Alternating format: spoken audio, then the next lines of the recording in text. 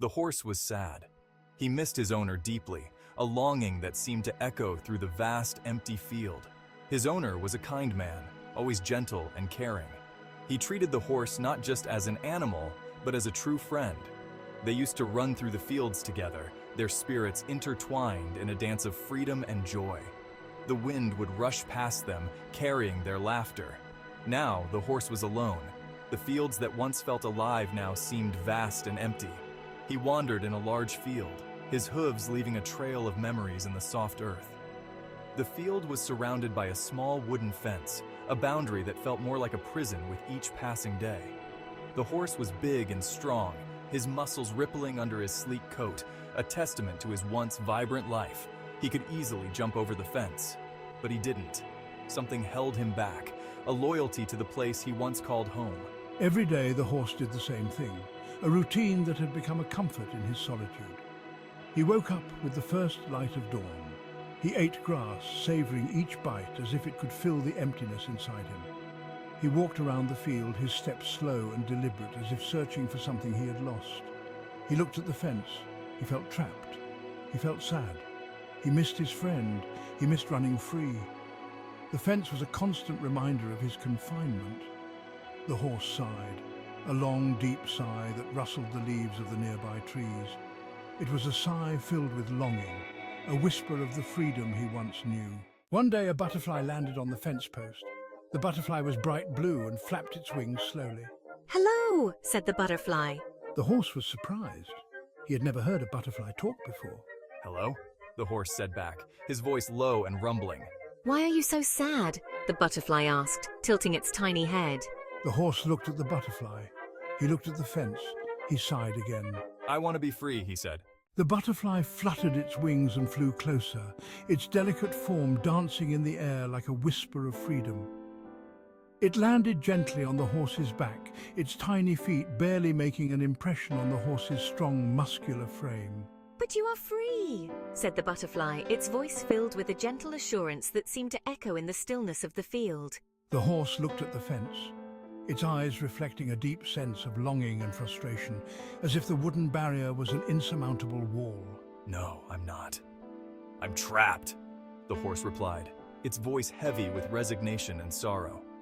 The horse lowered his head, a gesture of defeat that seemed to weigh down his entire being. The butterfly rests on the horse's back, its small form contrasting against the horse's brown coat, a symbol of hope against the backdrop of despair. "You can jump over that fence," the butterfly said, its voice small but clear. "Why don't you? It's just a fence, not a prison." "I can't," he mumbled. "I'm stuck. The fence is too high and my spirit is too low." The butterfly fluttered up to the horse's ear, its wings creating a soft, rhythmic sound that was almost hypnotic. "You are only stuck if you believe you are stuck," it whispered. "Your mind is the true cage, not the fence." Section 4, the tale of the flea.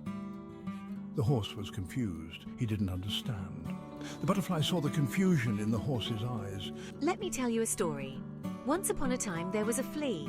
The horse lifted his head, curious. This flea lived in a cardboard box. He thought the box was the whole world. He could have jumped out at any time, but he didn't believe he could, so he stayed.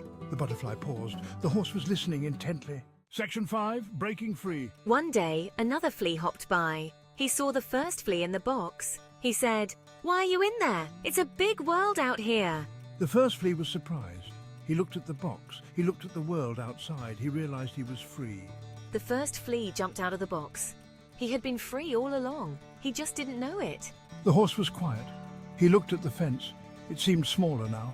He took a deep breath. He felt strong. Section 6, finding freedom and friendship. The horse backed up, his muscles bunching beneath his coat. Then he ran. He ran faster and faster. He leaped over the fence. It was easy. He was free. The feeling of liberation surged through him as he galloped away from the confines that once held him back.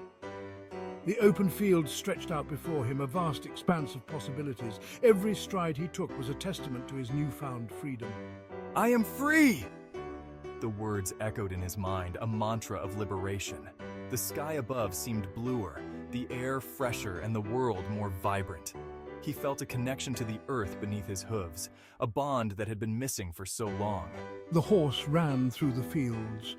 He felt the wind in his mane. He felt happy. The joy of movement, the thrill of speed, and the sheer pleasure of being alive filled his heart.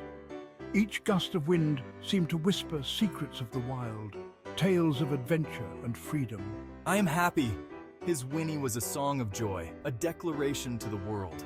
He lifted his head high, embracing the moment, savoring the taste of true happiness. In the distance he saw other horses. They were running and playing. He ran towards them. He was no longer lonely. He was free. He was home.